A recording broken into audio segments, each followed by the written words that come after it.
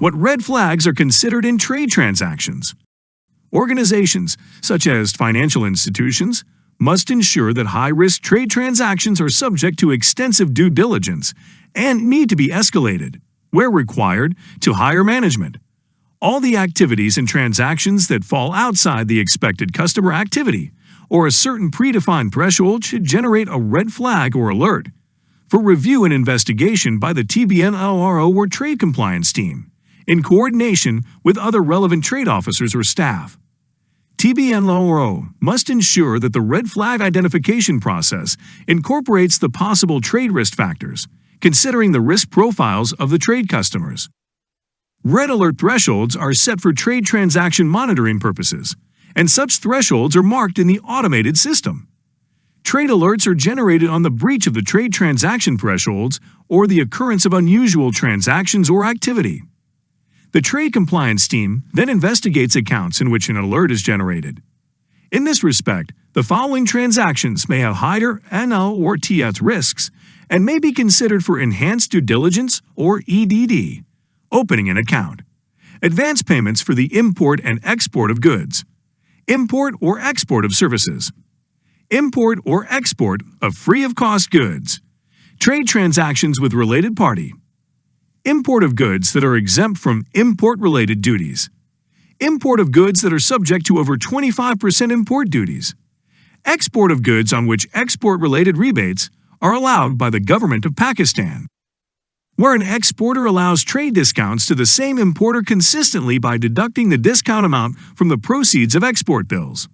Trade transaction of sole proprietorship or partnership concern received by the centralized trade processing unit from a different branch of the organization, with whom the relationship is not generally associated, or frequent switching of a branch for trade transactions by such concerns. Trade transactions with high-risk jurisdictions or jurisdictions with lax AML or CTF regulations and implementations. Outward remittance from the personal foreign currency account of the importer. Unusually relaxed terms for settlement of countervalue, both for exports and imports, such as when no specific timeline for shipment of goods against exports, advance payment, extended credit period for payment against the import of goods, especially between unrelated parties. The number of alerts generated within each bank varies based on several factors, including the number of transactions running through the monitoring system and the rules and thresholds the bank employs within the system to generate the alerts. Organizations typically score alerts based on elements contained in the alert, which determines the alert's priority. The following are some of the red alerts or indicators of trade-based money laundering risks.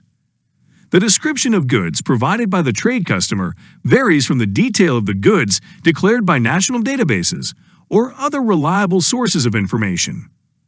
A significant variation found between the description of the goods on the bill of lading and the invoice. Indications that the description of the goods is disguised.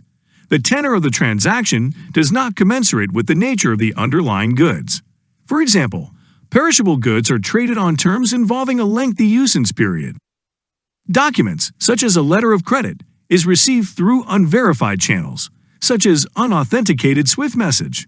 The type of shipped goods appears to be inconsistent with the exporter's or importer's regular business activities. The size of the shipment does not commensurate with the size of the exporter's or importer's regular business activities. The packaging of goods is inconsistent with the commodity or shipping method, and the goods are transshipped through one or more countries or jurisdictions for no apparent economic or logistical reason.